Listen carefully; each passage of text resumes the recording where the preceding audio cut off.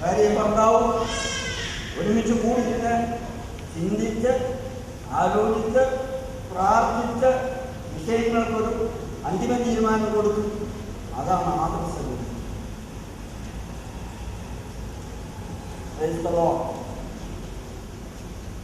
ആദർശങ്ങളെ വെടികഴിച്ചുകൊണ്ടല്ല കുടുംബത്തിൽ നിന്നിരിക്കുന്നത്. എനിക്ക് ശേഷം ഇപ്പോൾ 10ാം ക്ലാസ് വിവാഹ ശുശ്രൂഷ നടക്കുമ്പോൾ ഒരുപാട് കാര്യങ്ങൾ നിങ്ങളോട് പറയാം. നിങ്ങൾക്ക് വേണ്ടി മാത്രമല്ല, ഇരിക്കുന്ന എല്ലാവർക്കും കൂടെ പറയാം. വിശുദ്ധ ബൈബിൾ 3 പ്രാവശ്യം പറഞ്ഞിട്ടുണ്ടോ സ്ത്രീ പുരുഷന് അധീനപ്പെടണം. പുരുഷൻ സ്ത്രീയെ, ഭാര്യയെ സ്നേഹിക്കണം, അവളെ പോറ്റണം, അവൾക്ക് ബഹുമാനം കൊടുക്കണം, അവളെ പുലർത്തണം.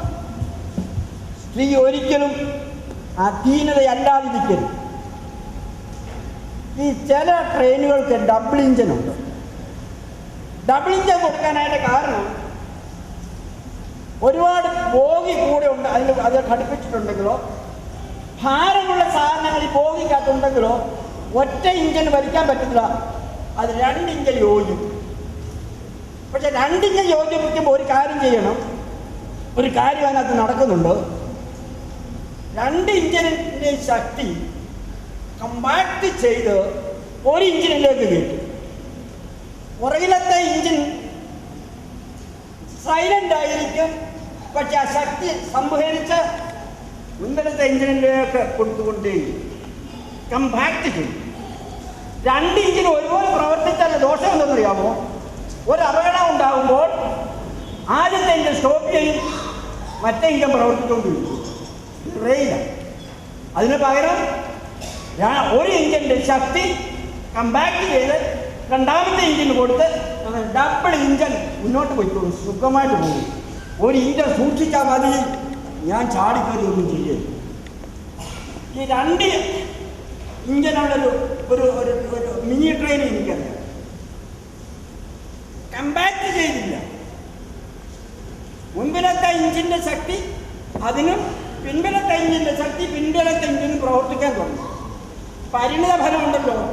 7 ബോഗി ഉള്ളതിന് 1ാമത്തെ ബോഗി പിന്നെ എന്ത് സംബന്ധിച്ചോ ഈ 2 ഇഞ്ചിനും കൂടെ തന്നെ കൂട്ടിയിടിച്ചപ്പോൾ ഫസ്റ്റ് ഇഞ്ചിൻ ഡിറൈലായിപ്പോയി. അവൻ രാജസ്ഥാനിൽ ചെന്നിട്ട് ഒരു രാജസ്ഥാനി പെണ്ണിനെ കല്യാണം കഴിച്ചു. ബോഗി നമ്പർ 2 എന്നറിയാമോ? ഒരു മുസ്ലിം പെണ്ണിനെ കല്യാണം കഴിച്ചു. ബോഗി നമ്പർ 3 എന്നറിയാമോ? ഏതോ അടിമറി കേസിൽ പിടിക്കപ്പെട്ട പോലീസ് സ്റ്റേഷൻ കിടക്കുക. ബാക്കി ഇഞ്ചിൻ്റെ കാര്യം, ബോഗിയുടെ കാര്യം പറയാനും വേണ്ടല്ലോ. എന്ത് പറ്റി? ആ വീട്ടിൽ ചെന്നപ്പോൾ 1 ഇഞ്ചൻ ചുരുണ്ടുകൂടി ഇങ്ങനെ കിടക്കുക, ഡിറൈല. എന്താ കാര്യം? 2 ഇഞ്ചനും കൂടി ഒരുപോലെ പ്രവർത്തിച്ചു. അതിന് പകരം 1 ഇഞ്ചിൻ്റെ ശക്തി മറ്റേ ഇഞ്ചിനോട് കമ്പാക്ട് ചെയ്ത് ഓടിയിരുന്നുവെങ്കിൽ പുറകിലത്തെ ഇഞ്ചൻ നിശബ്ദമായിരുന്നു എങ്കിൽ ഈ അപകടം ഉണ്ടാകത്തില്ലായിരുന്നു. അതുകൊണ്ട് വളരെ വ്യക്തമായിട്ട് സഹോദരി കുഞ്ഞിനോട് പറയുകയാണോ, അധീനപ്പെടുക. ഇതിനോട് പറയാനുണ്ട്, സ്നേഹിക്കണം, ബഹുമാനിക്കണം. ഭാര്യ തന്നെ ഭർത്താക്കന്മാർ ഒത്തിരിയുണ്ട്. ഞാൻ തല്ലിയിട്ടില്ല, പക്ഷെ തല്ലാനുള്ള ഭാവം കാണിച്ചിട്ടുണ്ട്. തല്ലാനായിട്ട് പറഞ്ഞ ഒരു വാക്ക് എനിക്ക് ഓർമ്മയില്ല. ആരെങ്കിലും സ്വന്തം ശരീരത്തെ പകച്ചിട്ടുണ്ടോ? അങ്ങനെ പകച്ച ഒരേ ഒരാളിനെ കുറിച്ച് ബൈബിളിൽ എഴുതിയിട്ടുണ്ട്. ഗദരദേശത്ത് ഭൂത ബാധിത. ഗദരദേശത്തെ ഭൂതബാധ മാത്രമേ സ്വന്തം ശരീരത്തെ ചതയ്ക്കുന്നത്. ഇതാരാ? ദേഹത്തിൻ്റെ അവർ ഇരുവരും ഒരു ദേഹമായി തീരും. ഞാൻ എൻ്റെ വാക്കുകളെ അവസാനിപ്പിക്കും. ഒരു യാഥാർത്ഥ്യം കൂടെ പറയാം. ബൈബിളിൽ അനേക ഉത്സവങ്ങളുണ്ട്, അനേക ഉത്സവങ്ങളെ കുറിച്ച് പറഞ്ഞിട്ടുണ്ട്. എന്നാൽ ഒറ്റ മഹോത്സവത്തെ കുറിച്ച് പറഞ്ഞിട്ടുണ്ട്. ആ മഹോത്സവം അത്ര കുഞ്ഞാടിന്റെ കല്യാണ മഹോത്സവം വന്നുവല്ലോ. അതിന് വിളിക്കപ്പെട്ട് ഭാഗ്യവാനും വിശുദ്ധനുമാണ്. ഈ വിവാഹം വലിയൊരു സത്യത്തെയാണ് വിളിച്ചു പറയുന്നത്. വരാനിരിക്കുന്ന കുഞ്ഞാടിന്റെ വിവാഹ മഹോത്സവം.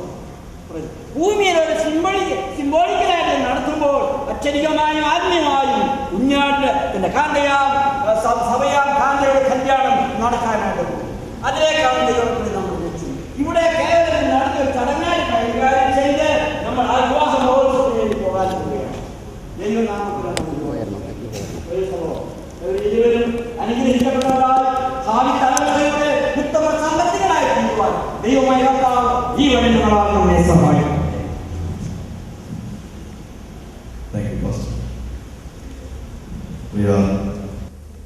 ദൈവദാസൻ വളരെ ശക്തമായി പ്രായോഗിക ജീവിതത്തിൽ കുടുംബം എന്തായിരിക്കണം, എങ്ങനെ ആയിരിക്കണമെന്ന് വചനത്തിൻ്റെ വെളിപ്പാടുകൾ കൂടി നമ്മെ കേൾപ്പിടെ തീർന്നല്ലോ.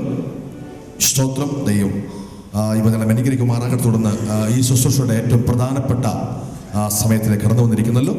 ഈ ശുശ്രൂഷ സ്തോത്രം സോളമൻസ് ചെയ്യുവാൻ നമ്മുടെ ക്ഷണം സ്വീകരിച്ച് വന്നിരിക്കുന്ന നമുക്കറിയാം നമ്മുടെ പ്രിയ പാസ്റ്റർ റവൻഡ് ഫിലിപ്പോസ് അവറുകളാണ്. സ്തോത്രം. ഈ തുടർന്ന് ശുശ്രൂഷ വളരെ അനുഗ്രഹം നമ്മുടെ എല്ലാവരുടെയും പ്രാർത്ഥനയാണ് നമുക്ക് ആവശ്യമായിരിക്കുന്നത്. വചനത്തിൽ കൂടിയും ദൈവത്തിൻ്റെ വെളിപ്പാടിനാലും ഇന്ന് നമ്മൾ സംസാരിക്കുമാറാകട്ടെ. സ്തോത്രം. പ്രിയ പാസ്റ്റർ വചനം സംസാരിക്കുമ്പോൾ ശുശ്രൂഷാനുഗ്രഹമായി തീർന്നു മുമ്പായി പ്രിയ കൊയർ ഒരു ഗാനം നമുക്കായി ആലപിക്കുന്നതായിരിക്കും.